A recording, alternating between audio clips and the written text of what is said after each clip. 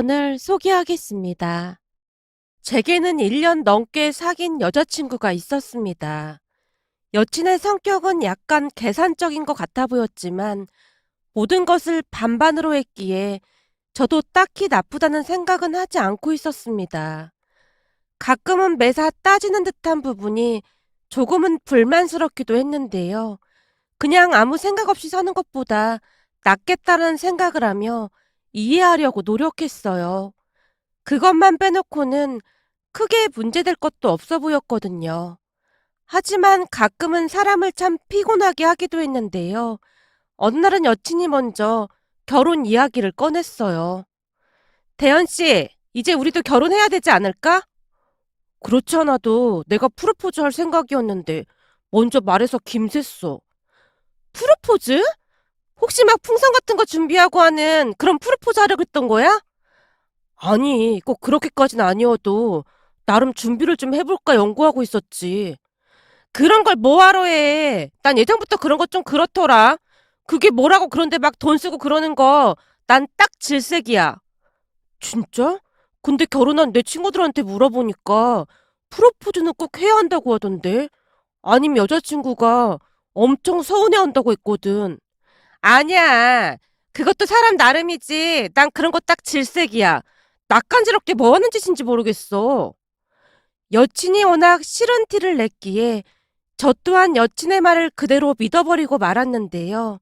그걸로 인해 문제가 발생하게 될 줄 누가 알았겠습니까? 슬슬 결혼 이야기가 나오기 시작하면서 양가 집안에 인사를 드리기로 했는데요.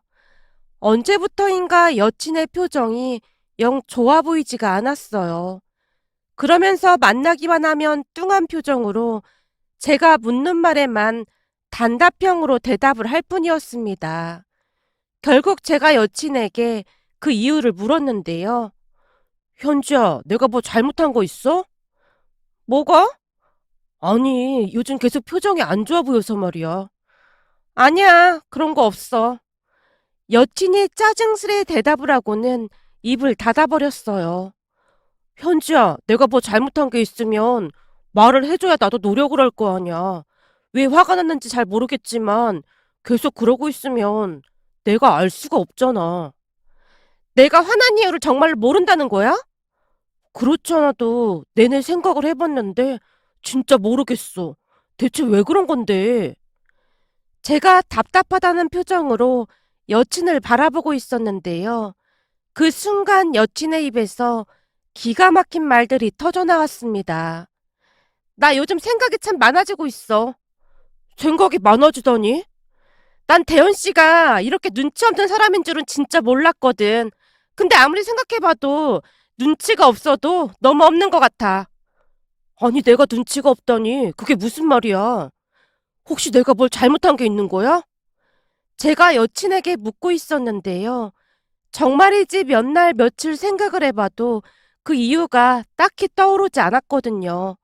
제 물음에 여친이 긴 한숨을 내쉬다가는 다시 말을 시작했어요. 사실 말이야, 전에 나한테 프로포즈 얘기한 적 있었잖아.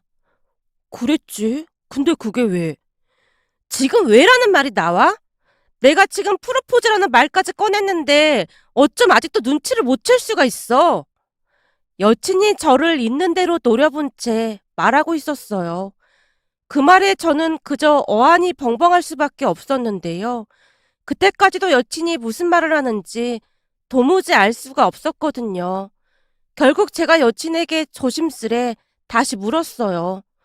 현지야, 내가 알아듣게 말을 좀 해줄래? 난 도무지 무슨 말인지 모르겠어서 말이야. 대현 씨 진짜 대단하다. 좋아. 그럼 내가 이번 한 번만 알아듣게 설명할 테니까 앞으로는 주의 좀 해줬으면 좋겠어. 도대체 나한테 왜 프로포즈를 안 하는 거야? 뭐? 프로포즈? 그때 현지 네가 그거 하지 말라며. 그런 거 진짜 싫다고 했잖아. 대현 씨, 진짜 여자 마음을 너무 모르는 거 아니야? 아니면 모른 척 하는 거야? 어? 모른 척 하다니. 그렇잖아. 그럼 내가 그 자리에서 대놓고 프로포즈를 해달라고 할 수는 없는 거잖아. 그리고 대현 씨가 어떻게 하나 한번 지켜본 것 뿐이야. 그런 건 대현 씨가 눈치껏 해야 하는 거 아니냐 그 말이야. 그러니까 현지 네 말은 그때 내가 네 말을 잘못 이해했다는 말인 거야? 당연한 거 아니야? 요즘 세상에 프로포즈도 안 받고 결혼한 여자가 어디 있겠어? 지금 내 친구들이 프로포즈 받았냐고 물어보고 난리도 아닌데 난 대답도 못하고 있단 말이야. 그럼 현지 넌 프로포즈 받고 싶었단 말인 거네? 근데 내가 잘못 이해를 한 거고? 맞아. 대현 씨가 이렇게 여자 마음을 이해 못 해주는 남자인 줄은 진짜 몰랐어. 난 그렇게 말해도 대현 씨가 프로포즈 해줄 줄 알았거든. 근데 어쩜 그걸 그냥 고지고대로 받아들일 수가 있어? 여친의 말에 황당하게 그지없었지만 여친이 어찌나 몰아붙이던지 그 모든 것이 제 잘못이라는 생각만 들었습니다. 참 이상했던 것이 제가 무엇인가 생각할 틈도 없이 여친이 따져 묻자 순간 머릿속이 멍해지면서 정말로 제가 큰 잘못을 한 것만 같았거든요. 결국 제가 부랴부랴 준비를 해서 프로포즈를 했는데요. 그제서야 화가 누그러진 모양으로 다시 예전의 모습으로 돌아와 있었습니다. 아마도 그때 저는 여친이 조금은 이상하다는 것을 눈치챘어야 하지 않았을까 하는 생각마저 드네요. 그렇게 프로포즈 후 우리는 본격적으로 결혼 준비를 하게 되었는데요. 우선은 여친이 우리 부모님께 먼저 인사를 드리자고 했어요. 우선은 대현 씨 부모님께 먼저 인사드리고 우리 부모님께 인사드리자. 알았어. 그럼 날짜 정해주면 내가 부모님께 미리 말해놓을게. 날짜는 대현 씨 부모님 괜찮은 시간에 맞춰야 하는 게 맞는 거지. 아, 그런가? 그럼 내가 부모님께 한번 물어볼게. 라고 대답을 하고 있었는데요. 그 순간 여친의 표정이 다시 굳어진 채 입을 다물어 버렸어요. 이미 한 번 겪어봤었기에 표정만 봐도 알 수가 있었는데요. 아마도 또다시 저를 시험해 보려고 했던 것 같았어요. 저기 현지야, 네가 시간 말해주면 우리 부모님한테 말할 테니까 그냥 그렇게 해. 그래도 어떻게 그래? 자기 부모님한테 맞춰야 하는 게 맞는 거 아닐까? 아니야. 네가 시간 내기 더 힘들 거니까 그냥 그렇게 해. 알았어. 그럼 내가 날짜 보고 말해줄게. 제 말에 여친의 얼굴에 화색이 돌고 있었는데요. 아마도 그때쯤 저는 뭔가 이상하다는 생각이 더욱 많이 들기 시작했습니다. 그냥 뭔가 알 수 없는 찜찜함 같은 것이었다고 해야 할까요?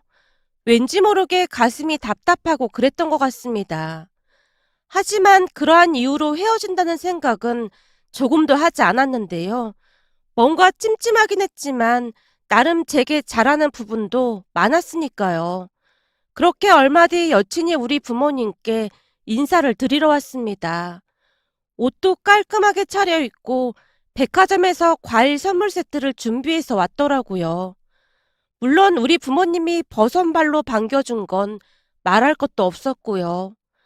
부모님이 한상 가득 음식을 준비해 놨었기에 다 같이 식사를 한 뒤 부모님이 여친에게 몇 가지를 묻고 있었어요. 우선 아버지가 그냥 사소한 것들을 물었습니다.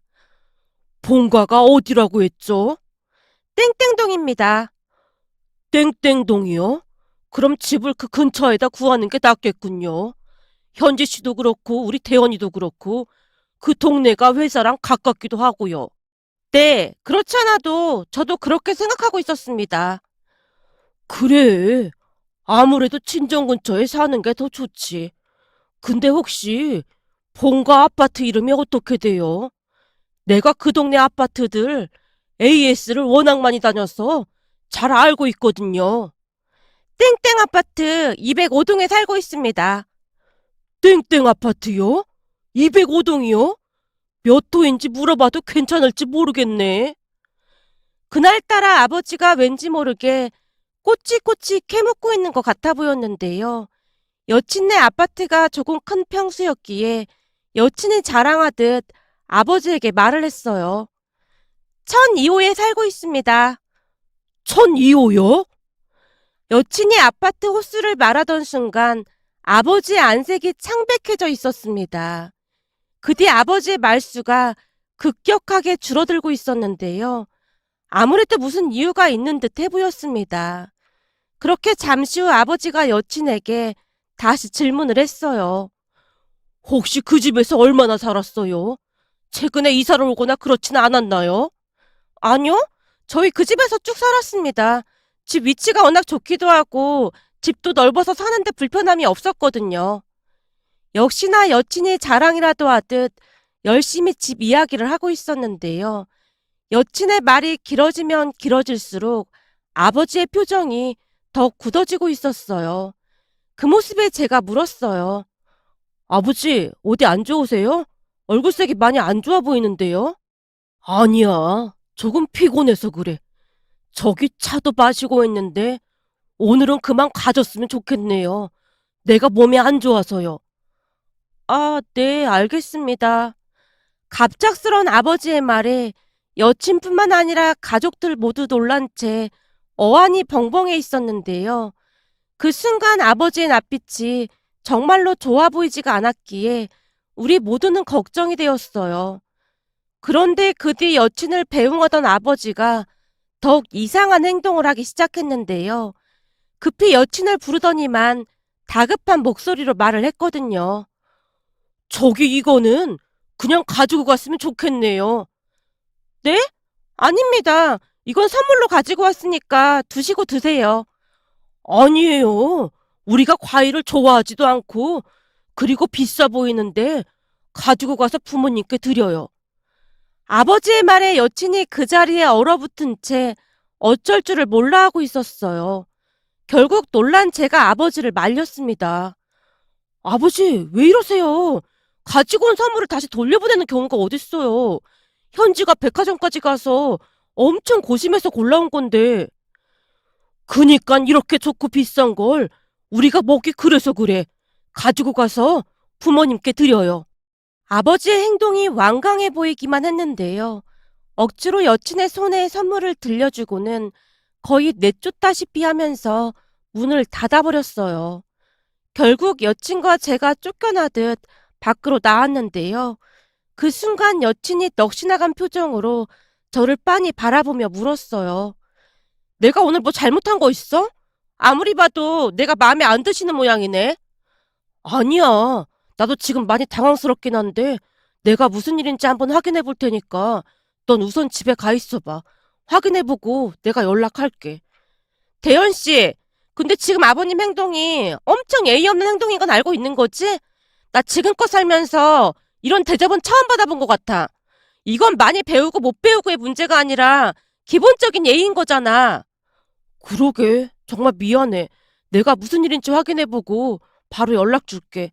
나도 지금 이게 무슨 일인지 이해가 안 돼서 너무 당황스러워. 알았어. 그럼 무슨 일인지 확인해보고 나한테 합당한 이유를 말해줘야 해. 난 이번 일 그냥 못 넘길 것 같아. 이런 식이면 결혼하게 돼도 시댁이랑 영 끊고 살 수도 있어. 대현 씨는 마음에 드는데 예비 시부모님이 이런 식이라면 내 입장에서는 어쩔 수 없는 선택 아니겠어? 알았어. 진짜 미안해. 내가 확인하고 바로 연락 줄게. 여친이 어찌나 쌀쌀맞게 말을 하던지 제가 안절부절 못하고 있었는데요. 사실 그때 당시 여친 입장에서는 그게 당연하다는 생각만 들었습니다. 그렇게 집에 들어가자마자 제가 아버지에게 따져 물었어요. 아버지, 첫 인사 온다고 이것저것 준비해온 사람한테 대체 왜 이러신 거예요? 사람 인연 참 알 수가 없는 거라고 하더니만 무슨 이런 인연이 다 있다니 그래. 대체 그게 무슨 말씀이세요? 알아듣게 말을 해주셔야죠. 사람 불러놓고 이렇게 무안을 주면 어떡해요? 아버지답지 않게. 제가 잔뜩 화를 내고 있었는데요. 제 말은 들은 척도 하지 않고 아버지가 엄마에게 부탁을 하고 있었어요.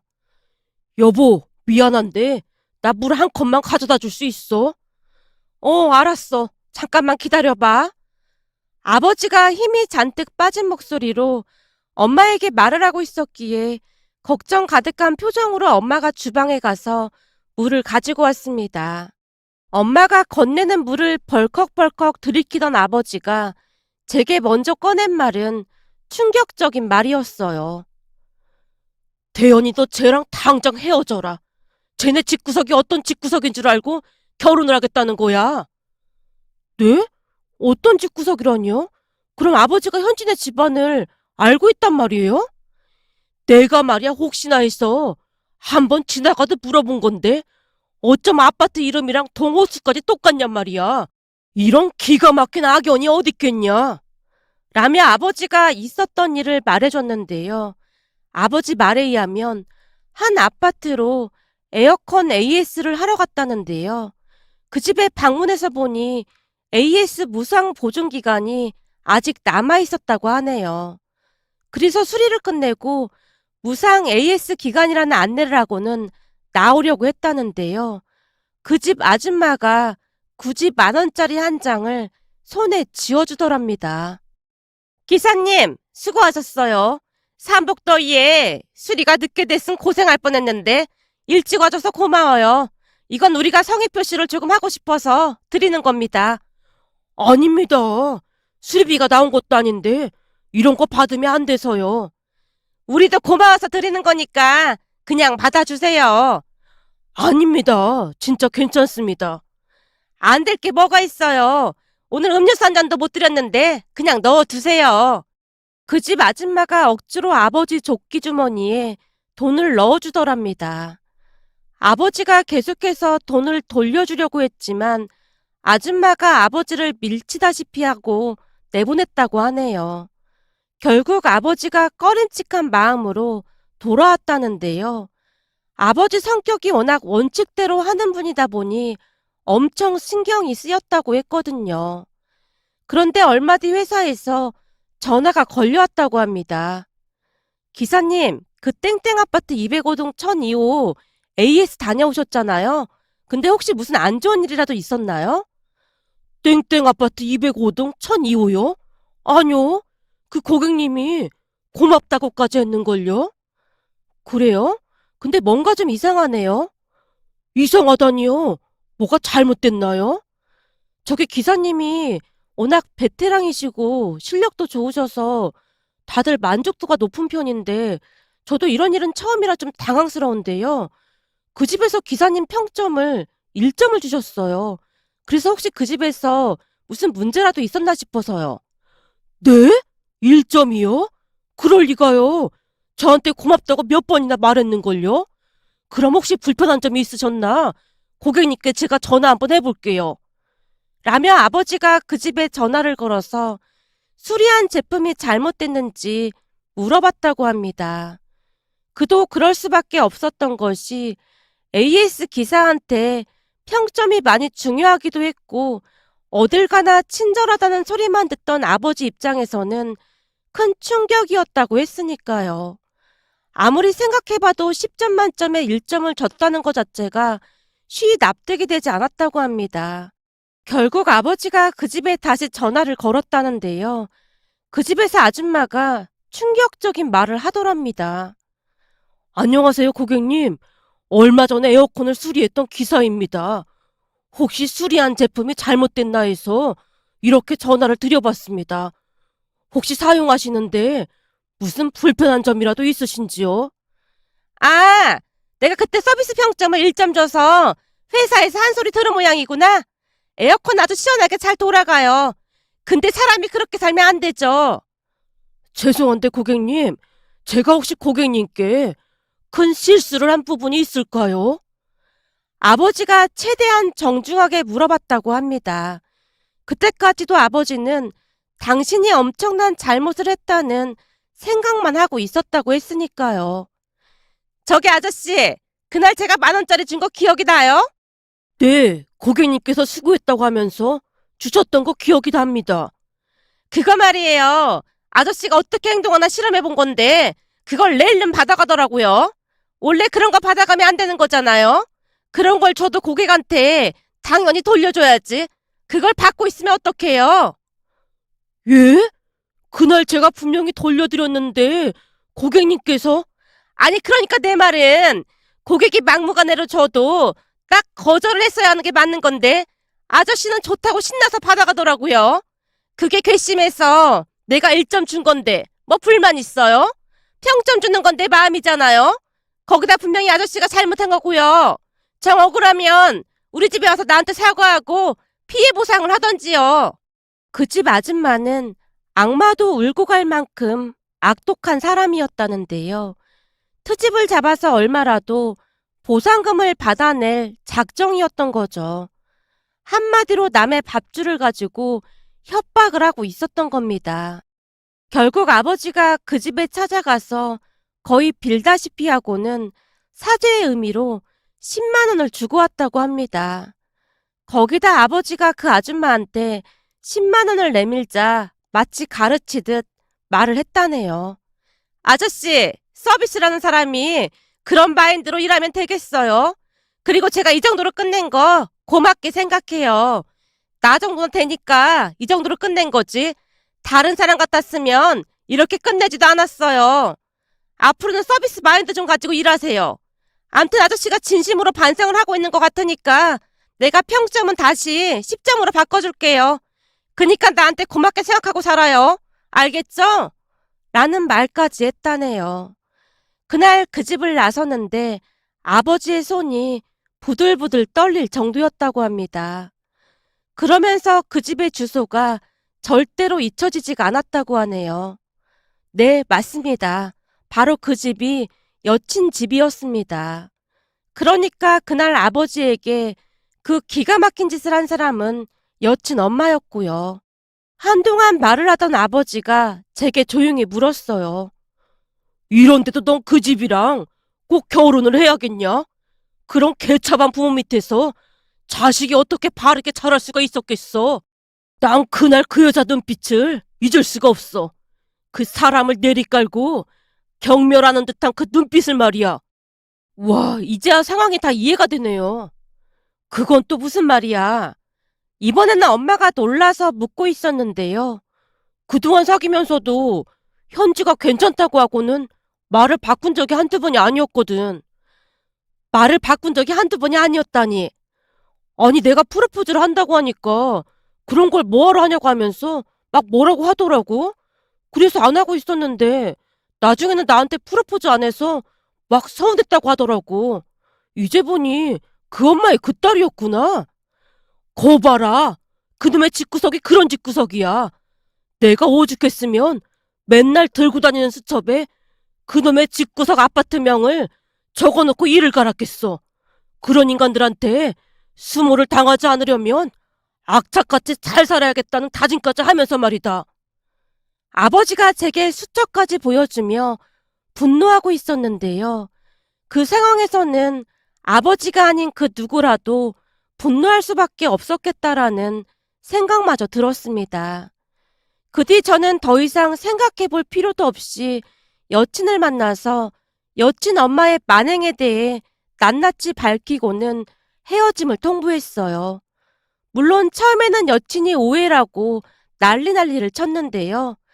아니야. 아버님이 뭔가 잘못 알고 있었던 게 분명할 거야. 우리 엄마 그런 사람 아니야. 너 그 집에서 전에부터 살았다며. 더 이상 구차하게 변명할 필요 없어. 대현 씨, 진짜 우리 엄마 아니라니까. 여친이 눈물까지 흘리며 억울하다고 말했지만 들은 척도 하지 않고는 그곳을 나와버렸습니다. 그 뒤 며칠이나 지났을까요? 어느 날 엄마에게 전화가 걸려왔는데요. 대현아, 빨리 집에 좀 와봐야겠다. 왜? 무슨 일 있어? 아니, 그때 그 아가씨가 집에 다시 찾아왔는데 걔 엄마도 같이 와서 난리도 아니다. 뭐? 그 사람들이 우리 집에 왜 찾아와? 엄마의 전화를 받고 급히 집으로 발걸음을 재촉했는데요. 그때쯤 뭔가가 조금 이상하더라고요. 평소 자존심 강하던 여친이 모든 걸 내려놓고 직접 찾아왔다는 것이 도무지 믿겨지지가 않았으니까요. 급히 집에 도착을 해서 문을 열고 들어갔는데요. 전 여친 엄마가 우리 아버지에게 애원하다시피 하고 있었어요. 정말 죄송했습니다. 저는 그렇게까지 할 생각은 아니었어요. 그날따라 기분이 안 좋아서 1점 준 것뿐인데 일부러 찾아와서 10만 원을 주시니까 그냥 받았던 것뿐입니다. 입은 삐뚤어져도 말은 바로 하셔야죠. 그때 저한테 뭐라고 했습니까? 정신적인 피해 보상하지 않으면 여기저기에 다 신고하겠다고 난리친 거 기억 안 나요? 그동안 살면서 그런 일은 처음이어서 전 그때 일이 아주 생생하게 기억이 납니다. 더 이상 말하고 싶지 않으니까 그만 나가주세요. 우린 그쪽 내랑 더 이상 할 말 없습니다. 지금 우리 딸 밥도 잘 못 먹고 내내 누워만 있는데 한 번만 봐주시면 안 될까요? 제가 잘못한 것 때문에 우리 딸이 피해를 보는 것 같아서 애미 된 사람으로서 마음이 아주 안 좋습니다. 그건 그쪽이 알아서 할 문제인 것 같고 우린 더 이상 할 말 없으니까 그만 나가주세요. 그 어느 때보다 아버지가 단호한 목소리로 외치고 있었는데요. 그 바람에 두 모녀가 말다툼까지 하다가는 제게 다시 매달렸어요. 하지만 저도 들은 척도 하지 않고는 그냥 내쫓아버렸고요. 그렇게 집으로 돌아간 전 여친 엄마가 제게 다시 전화를 해왔는데요. 대연아, 다시 한 번만 생각해주면 안 될까? 사실 말이야, 지금 우리가 사는 집이 우리 집이 아니야. 현지 고모 집에 월세로 거저 살다시피 하고 있는데 얼마 전에 현지 고모가 세상을 뜨는 바람에 그쪽에서 우리 보고 집을 내놓고 나가라고 난리도 아니거든. 사람들이 어쩌면 그럴 수가 있는지 고모가 그렇게 되자마자 바로 나가라고 하잖니. 그래서 우리 딸이랑 너가 결혼하면 우리도 그 집에 들어가서 같이 살 생각이었는데 니들 결혼 파투 나면 우린 어떻게 하란 말이야. 그럼 현지가 전세를 최대한 큰 집으로 구하자고 했던 게 빌부터 살려고 그랬던 거네요. 안 그럼 지금 우리가 길거리에 나앉게 생겼는데 별 수 있겠니? 대신 우리가 손주들 봐주고 살림도 도와주고 그러려고 했지. 그러니까 네가 아버지 좀 다시 설득 좀 해봐. 사실 네 아버지랑 내가 이런 일로 엮이지 않았다면 니들 결혼하는데 아무 문제도 없었을 거 아니야. 전 여친 엄마는 뻔뻔하게 그지없었는데요. 그 상황에 저한테 아무렇지도 않게 그런 말들을 하는 것 자체가 보통 사람이 아님에 틀림이 없어 보였습니다. 물론 저는 들은 척도 하지 않고 전화를 끊어버렸고요. 그러면서 곰곰이 생각을 해보니 전 여친이 유난히도 신혼집에 집착을 했던 게 생각이 났어요. 가령 이런 것들이었는데요. 우리 부모님이 얼마를 도와줄 수 있느냐, 평수는 되도록이면 큰 평수로 하자 라는 말을 계속해서 반복하고 있었거든요. 들어보니 그 집도 전 여친 고모네 집이었다는데요. 그 오랜 시간 동안 말이 월세이지 거저 살다시피 해줬다고 하는 것 같은데 그것에 대해 감사한 마음은커녕 고모님이 돌아가셔서 쫓겨나게 된 것만 분해하고 있는 듯해 보였습니다. 다시 생각해봐도 온몸에 소름이 돋을 정도였어요. 결국 우리는 그렇게 헤어졌습니다. 언뜻 들리는 소문으로는 어딘가 반지하 새방으로 들어갔다고 하는데요. 결혼을 준비하면서 전 여친이 말하기를 돈을 조금 모아놨다고 큰 소리를 쳤었는데 그것도 다 거짓말이 아니었나 하는 생각만 들었습니다. 그런 사람들과 엮이지 않게 된 걸 감사한 마음으로 살아가야겠네요. 오늘의 사연은 여기까지였습니다. 즐겁게 보셨다면 구독, 좋아요 부탁드립니다. 고맙습니다.